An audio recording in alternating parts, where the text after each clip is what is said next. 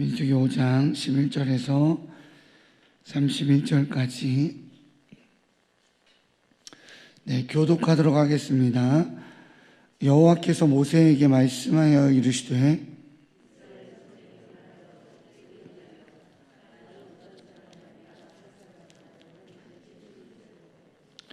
한 남자가 그 여자와 동침하였으나 그의 남편의 눈에 숨겨 드러나지 아니하였고 그 여자의 더러워진 일에 증인도 없고 그가 잡히지도 아니하였어도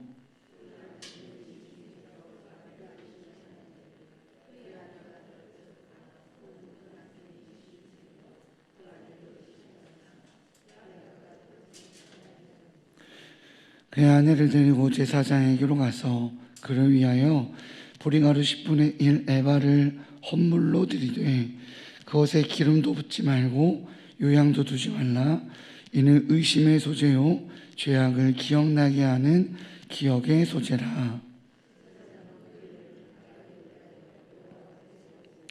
토기에 거룩한 물을 담고 성막 바닥에 티끌을 취하여 물에 넣고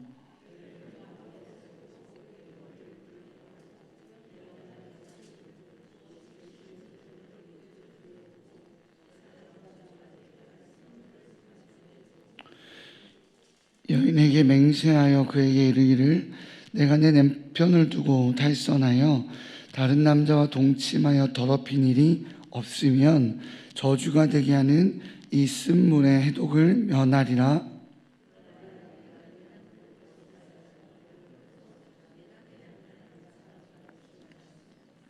제사장이 그 여인에게 저주의 맹세를 하게 하고 그 여인에게 말할지니라 여호와께서 내 넓적다리가 마르고 내 배가 부어서 내가 내 백성 중에 저주거리 맹세거리가 되게 하실지라.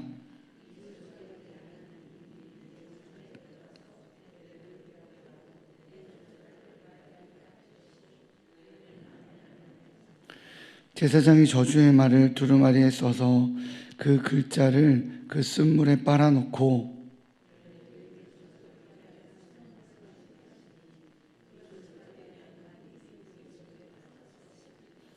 제사장이 먼저 그 여인의 손에서 의심의 소재물을 취하여 그 소재물을 여호와 앞에 흔들고 제단으로 가지고 가서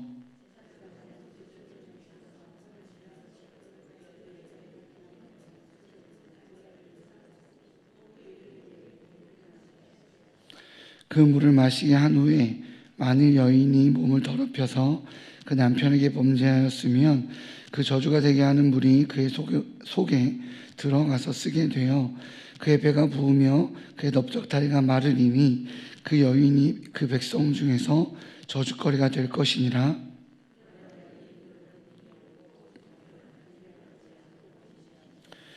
이는 의심의 법이니 아내가 그의 남편을 두고 탈선하여 더럽힌 때나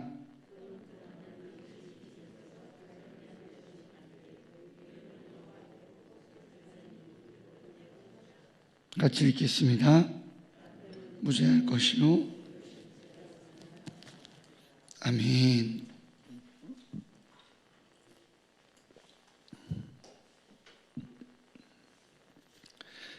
제 목소리 상태가 이렇지만 멀쩡하다가 아직 잠을 잘못 잤는지 목소리가 이러네요. 그래도 은혜 받으실 줄 믿습니다. 말씀을 전하시는 이는 하나님이시니까 은혜 받아주세요. 2019년 12월에 개봉했던 드라마 중에 스토브리그라고 하는 드라마가 있었습니다. 그 스토브리그는 사실 야구 용어거든요.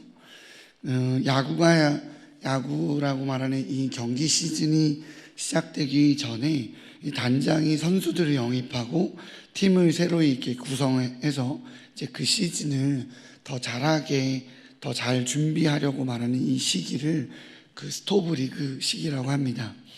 이 드라마 역시 바로 그 시기를 배경, 다시 팀을 조직한 때 일어나는 이 에피소드를 다룬 드라마였어요. 꼴찌만 하는 이 드림즈라고 하는 팀에 이제 새로운 단장이 영입이 됩니다. 백승수라고 하는 이 단장이 영입이 되는데 이 단장이 새로 영입이 돼서 팀의 승리를 이제 이끌기 위해서 조금 더 나은 성적을 만들기 위해서 팀 안에 이 승리와 팀이 더 잘하게 만드는 것을 방해하는 그 요소들을 제거하는 이야기들이 나옵니다. 그 중 하나의 에피소드가 등장하는데요. 그건 팀 내에서 오랜 시간 동안 스카우트 팀장으로 일하고 있었던 이 고세혁 팀장의 뒤를 조사하는 것이었습니다. 이 스카우트 팀은 새로운 선수를 영입하는, 새로운 선수가 팀에 들어와서 더 잘하도록 만드는 바로 그러한 업무를 보는 팀입니다. 그리고 그들의 주요 업무 중에서 고등학교에서 올라오는 선수를 영입하는 역할을 이 스카우트 팀에서 담당합니다. 야구를 조금이라도 아시는 분들은 좀 아는데요. 고등학교에서 올라오는 이런 신인을 영입하는 신인 드래프트라고 하는데, 이 신인을 영입하는 거에 대한 우선순위가 그 전년도 팀의 성적의 역순이에요. 그러니까 꼴찌가 가장 먼저 좋은 선수를 영입할 수 있는 권한을 주어집니다. 꼴찌 팀에서 좋은 선수를 데리고 가서 그 다음에는 좀 더 좋은 성적을 내라는 의미로 그러한 권한을 줍니다. 그런데 백 단장이 지난 기록들을 보니까 신인 선수 선발 결과가 이상한 거예요. 이 드림즈는 몇 년 동안 매번 꼴찌를 했는데 좋은 선수를 뽑아서 좋은 성적을 내는 것이 아닌 것 같은 느낌인 거죠. 그래서 이 백승수 단장은 스카우트 팀장의 행적을 조사하게 됩니다. 그리고 그런 조사를 하는 단장을 보면서 운영팀장은 단장을 막아섭니다. 그러자 백승수 단장은 운영팀장에게 물어봅니다. 팀장님은 고세혁 팀장님, 이 스카우트 팀장, 이 고세혁 팀장님을 믿습니까? 이렇게 물어봐요. 그랬더니 운영팀장이 대답합니다. 네, 믿습니다. 오래 봐온 분이니까요. 그러자 단장은 대답합니다. 그게 다예요? 아무런 확인도 없이 그럴 사람이 아니다? 진짜 믿는 겁니까? 흐리멍텅하게 방관하는 겁니다. 그러자 황당하다는 듯이 운영팀장은 대답합니다. 확인하려는 순간 의심하는 겁니다. 확실하지 않은 근거보다 제가 봐온 시간을 더 믿는 겁니다. 그러자 백승수 단장은 그 확실하지 않은 근거를 확인하려는 겁니다. 라고 대답합니다. 드라마 내용의 결과는 이 고세혁 팀장은 고등학생 야구 선수들의 부모들과 뒷거래를 하고 있었고, 그렇게 돈을 받아서 자신이 원하는 선수들을, 좋은 선수를 팀에 뽑는 것이 아니라 돈을 주는 선수를 뽑았던 것입니다. 그리고 그는 백승수 단장의 확인으로 인해서 결국 해고를 당하게 됩니다.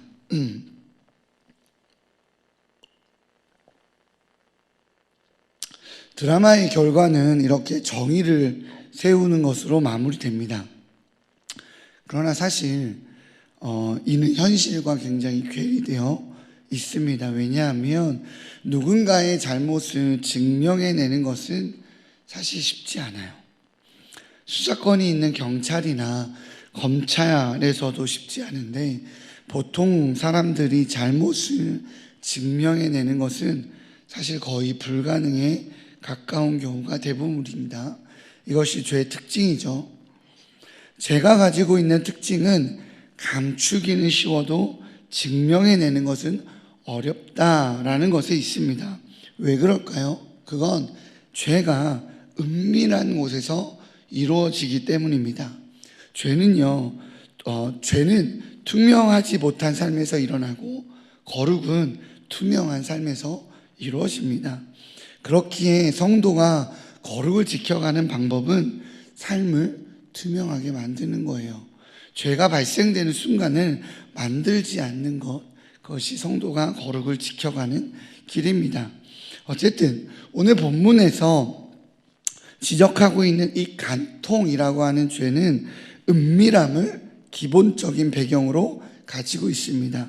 간통은 정말 은밀한 곳에서 이루어지기 때문에 밝혀내기가 더 쉽지 않습니다. 그러나 간통은 그 죄의 결과가 가정을 파괴하고 공동체를 파괴하기에 하나님께서는 그 감추어지고 숨겨지는 죄를 드러내서 투명한 사회, 투명한 이스라엘을 만들고자 하십니다. 그리고 이를 위해서 하나님 자신의 이 신적 능력을 드러내며 간통의 죄를 징계하시는 내용이 바로 오늘의 본문입니다. 내용을 살펴보겠습니다. 오늘 본문에서 여호와 하나님께서는 모세를 불러냅니다. 그리고 모세를 통해 하나님의 법을 선포하죠. 간통에 대한 법을 선포합니다. 아내가 탈선하여 남편에게 신의를 저버리고 간통을 저질렀습니다. 그런데 이 죄의 특성대로 증인도 없고 증거도 없습니다. 증거도 증인도 없는 상황인데 이 남편의 마음에는 의심이 드는 거예요. 평소답지 않게 화장이 진해지고 옷이 점점 이렇게 달라붙기 시작합니다. 밤에 외출하는 일도 잦아지고 있어요. 아무리 봐도 뭔가 있는 것 같은 거죠. 그래서 의심이 드는데 증인도 증거도 없습니다. 그럴 때 하나님은 의심의 마음이 가득 차 있는 남편에게 의심의 소재라는 것을 바치게 합니다. 제 목이 이러니 우리 성도님들이 크게 한번 읽어주시기 바랍니다. 15절입니다. 함께 읽겠습니다. 시작.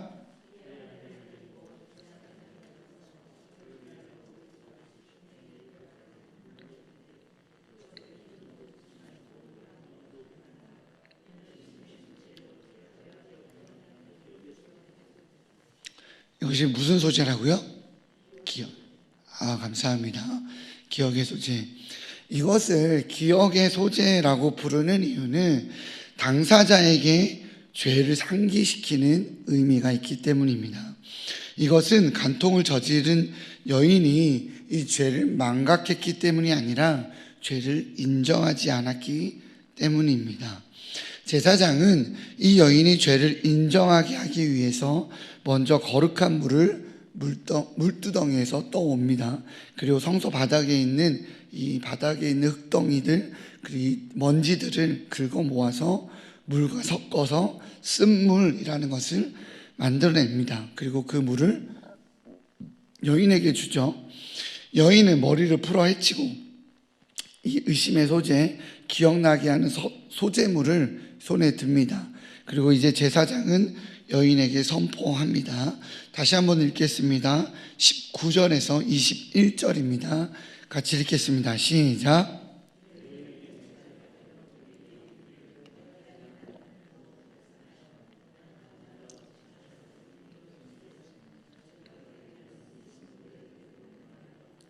그러나 내가 내 남편을 두고 달선하여 몸을 더럽혀서 내 남편이 아닌 사람과 동침하였으면 제사장이 그 여인에게 저주의 맹세를 하고 그 여인에게 말할지니라 여호와께서 내 넓적다리를 마르고 내 배가 부어서 내가 내 백성 중에 저주거리. 아멘. 제사장의 선포는요 누가 들어도 협박입니다. 그렇지 않습니까? 엄청난 협박이에요. 만약 간통의 죄를 저질렀으면 인정하고 이 쓴물을 먹어서는 안 되죠. 간통의 죄를 저지른 상태로 이 쓴물을 먹으면 엄청난 저주가 그 몸에서 일어나니까요. 그러나 하나님의 일하심과 저주를 무시하고 업신여기고 뭐 이거 먹는다고 무슨 일이 일어나겠어 라는 가벼운 마음으로 간통한 상태로 그 쓴물을 마시면 다리가 마르고 배가 부어오르는 저주를 경험하게 됩니다. 이 이야기를 들었을 때 간통의 죄를 저지른 여인의 입장에서는 정말 무서웠을 것 같습니다. 정말 두려웠을 것 같습니다. 절대 그 물을 마시지 못했을 것 같아요. 모든 것을 아시는 하나님의 저주가 선포되는 이 저주의 현장에서 하나님을 경외하고 하나님의 살아계심을 인정하는 여인이라면 절대 그 쓴물을 마실 수 없습니다. 죄를 사실대로 고백할 수밖에 없는 것이죠. 이 쓴물은 죄 앞에서 하나님의 존재를 믿고 있느냐 너가 라는 것을 확인하는 자리가 됩니다. 아마도 일시적이거나 순간적인 실수를 한 여인은 그 자리에서 울며 죄를 고백하고 살려달라고, 나 이 물 도저히 못 먹겠다라고 고백할 겁니다. 반대로 간통의 죄에 대한 경험이 없어서 나는 정말 정결한데 너무나도 이 의심받는 것이 억울한 상태의 여인은, 그래서 하나님을 신뢰하는 여인은 조금은 자신 있게 용기를 내어서 그 쓴물을 마실 겁니다. 의심의 소재를 마무리하는 단계는 이렇습니다. 제사장은 여인을 위한 보리소재물 한 움큼을 취하여 여호와 앞에 가져가 들고 흔듭니다. 그리고 제사장은 의심의 소재를 제단 위에 불사르고 여인에게 기억나게 하는 이 쓴물을 마시게 합니다. 저주의 맹세를 선포한 뒤에도 쓴물을 마시기로 결단하는 여인에게 이와 같은 절차를 밟는 거죠. 이와 같은 결과로 부정한 여인은 배가 붓고 넓적다리가 마르게 되며 백성 가운데 저주거리가 될 것입니다. 반대로 여인의 정결함이 인정되면 하나님께서는 그 의심받음의 억울한 상황 속에서 자신의 온전함을 증명해내기 위해 이 공포와 내 몸이 그런 저주를 받을 수 있어 라고 말하는 이 공포와 싸운 여인에게는 태의 열매를 맺게 하는, 이 임신을 하게 하는 축복을 허락해 줍니다. 정결하기에 아무리 의심받아도 무서울 것도 두려울 것도 없는 여인은 이 공포와 직면하여 뛰어넘게 됩니다. 사실 이스라엘에서의 정절은요, 종족과 후손에게 양도되어지는 재산권과 영토 분배를 위해서 굉장히 중요한 영역이 됩니다. 경제적인 것과 연결이 돼요. 또한 하나님의 거룩한 백성으로서 높은 수준의 도덕적 책임을 강조하는 것이기에 이러한 요구는 사회적으로 굉장히 당연한 요구입니다. 그런데 그럼에도 불구하고 우리가 느끼는 이 묘한 불편함이 있습니다. 성도님들은 불편하지 않았을 수 있는데 저는 좀 불편한 영역이 있었습니다. 30절에서 31절입니다. 30절에서 31절 마지막입니다. 같이 읽겠습니다. 시작.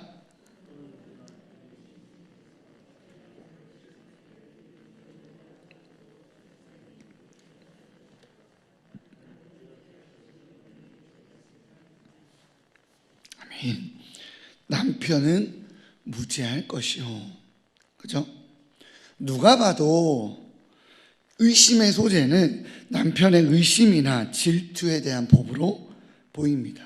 확실치도 않고 뜬금도 없는 의심과 불신을 가진 남편에 대해서 성경은요, 그런 의심을 가져도 징계하지 않겠다라고 말합니다.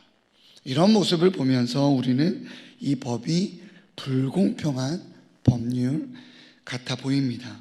그러나 고대 근동의 맥락에서 본다면 이 법은 남편이 자신의 의심을 사적인 방법으로 처리하지 못하게 막는 결과를 만들어냅니다. 이 남편은 자신의 의심을 내 사적인 어떤 행동으로 처리하지 못하고 반드시 제사장에게 가져가 판결받아야 합니다. 그러한 안전장치인 거죠. 남편을 위한 법으로 보이지만 사실은 사회적 약자인 여인을 보호하는 법이라는 것입니다. 간통은 개인은 물론 공동체를 공멸하게 만드는 죄악입니다. 그리고 간통을 기반으로 한 의심 역시 공동체를 공멸하게 만드는 죄악입니다. 남편이 아내를 계속 의심하면 그 가정이 온전하겠습니까? 그죠? 이스라엘 백성은요, 지금 광야 한가운데 있습니다. 아마 천막이 사회적 약자인 여인들을 지키기에는 안전하지 않은 보호막이었을 겁니다. 씻기도 불편하고 옷들도 많지 않았을 거예요.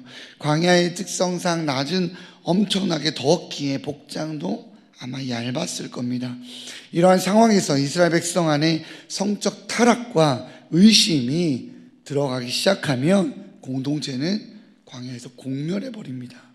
하나님께서는 그렇기에 직접적인 신적인 개입으로 일말에 의구심도 허용되지 않는 엄밀함을 드러내고 계시는 겁니다. 어떠한 엄밀함이요? 간통이라는 죄는 절대 일어나서는 내가 일어나면 다 죽여버리겠어 라고 말하는 엄밀함이요? 아닙니다. 사실은 이 수군거림의 죄를 막는 엄밀함입니다. 의심을 없애기 위해 의심을 못하게 하는 것이 아니라 너 의심하면 내가 혼낼 거야 라고 의심을 못하게 하는 것이 아니라 진리와 직면하게 하는 거죠. 너의 아내가 너의 사랑하는 여인이 죄가 없다라는 것을 이 진리와 직면하게 만드는 겁니다. 여인의 간통의 죄악을 찾아서 징벌하는 것 같아 보이는 이 제도의 목적은 여성에 대한 징계의 목적이 있는 것이 아닙니다. 이 제도의 목적은 의심이라는 이름의 수군거림으로 공동체를 파괴하는 이 숨겨진 부정에 대한 일말의 의심도 없는 상황으로 만드는 것입니다. 만약에 부정한 여인이었다라면, 간통의 죄를 저질렀다라면 그 쓴물을 마시기 전에 죄악을 고백할 수밖에 없습니다. 하나님의 신적 능력이 드러나는 자리니까요. 아니면 반대로 정말 죄악이 없는 여인이라면 그 정결함이, 온전함이 드러나서 남편으로 하여금 내가 의심한 것을 용서를 구할 수밖에 없는 상황을 만드는 바로 제도인 거죠. 이 수군거림 뒤에서 우리 아내가 아무래도 딴 남자를 만나는 것 같아 의심하게 하고 수군거리게 하는 이 수군거림의 부정, 의심의 부정을 뒤에서 저지르는 것을 막는 하나님의 방법인 것이죠. 사랑하는 일산충신의 성도님들, 오늘의 메시지가 간통에 대한 메시지로 보이십니까? 목사님, 그래서 저와는 상관없고 나와는 관계없는 바로 그런 말씀입니다 라고 보이십니까? 아닙니다. 오늘 성경은 수군거림의 부정, 의심의 부정을 뒤에서 저지르며 확인되지도 않은 죄로 공동체를 무너뜨리는 그 죄악, 나의 습성을 바로 지적하고 있는 것입니다. 성경은 그 죄를 뒤에서 수군거리지 말고 하나님께로 가지고 나아오라고 말합니다. 하나님께서 뒤에서 수군거리지 말고 하나님 앞에 투명함으로 당신 앞에 내어놓으라고 말하고 있는 것입니다. 왜요? 정죄하기 위해서요? 아닙니다. 그 의심을 없애기 위해서 투명함으로 내어놓으라고 말하는 것입니다. 다시 말씀드립니다. 죄는 은밀함에서 나오고 거룩은 투명함에서 나옵니다. 그러니 오늘 본문에서는 남편에게 죄를 묻지 않겠다라고 투명의 자리로 내가 그런 의심을 가지고 있다라고 말하는 이 투명의 자리로 나오는 것을 죄라고 묻지 않겠다라고 말하는 것입니다. 죄를 확실한 방법으로 징계한다는 것은 죄가 없으면 확실한 방법으로 내가 보호하겠다라는 것을 바로 의미하기 때문에 그렇습니다. 혹시 의심이 드는 성도가 있습니까? 소문으로만 듣는 공동체에 악이나 어떠한 이야기가 있습니까? 공동체를 파괴하는 수군거림이 있는 바로 우리 삶의 영역에 무언가가 있습니까? 뒤에서 수군거림으로 이러면 이렇게 하면 안 되지. 목사님이, 순장이, 집화장이, 리더가, 국장이 이러면 안 되지라고 뒤에서 수군거림이 있습니까? 하나님께로 가지고 나오시기 바랍니다. 개인의 판단으로 맞고 틀림, 내 생각에는 이러면 안 돼 라고 말하는, 내 생각으로 결단하고 판단하고 정죄하고 수군거리기보다 목회자에게, 하나님께, 리더에게, 하나님이 세우신 공동체 지도자에게 찾아오셔서 정직하게 내 안에 이러한 의심의 마음이 있다라고 내어놓고 그 마음의 방향을 점검받으시기 바랍니다. 그래서 관계의 온전한 회복, 공동체의 온전한 회복을 누리시는 우리 일산 충신의 귀한 성도님들 되시기를 주님의 이름으로 축복합니다. 기도하시겠습니다. 사랑해 주님 감사합니다. 내 안에 이런 의심의 마음이 있습니다. 그래서 내가 그 의심의 마음을, 그런 불만의 마음을, 속상함의 마음을, 그 방향을 점검받고 싶습니다. 이 의심을 없애고 싶습니다. 투명하게, 온전하게 내가 그것을 방향을 잡고 싶습니다라고 주님 앞에 내어놓으며 부르짖으며 우리가 한마음 한뜻 온전히 하나 되기 위하여 주님 앞에 나오는 귀한 성도들이 있습니다. 하나님, 우리에게 투명함을 허락하여 주시옵소서. 공동체의 리더에게, 지도자에게 하나님 앞에 내어놓고 나의 마음에 공동체와 다른 방향성의 마음이 있다면 그 마음의 방향을 잘 점검받고 주님 앞에 가지고 나와 하나된 마음으로, 온전한 마음으로, 온전하게 드러난 바로 그 마음으로 하나 되어 나아가는 우리 귀한 공동체 될 수 있도록 붙들어 세워 주시옵소서. 이 모든 말씀 예수님의 이름으로 기도합니다.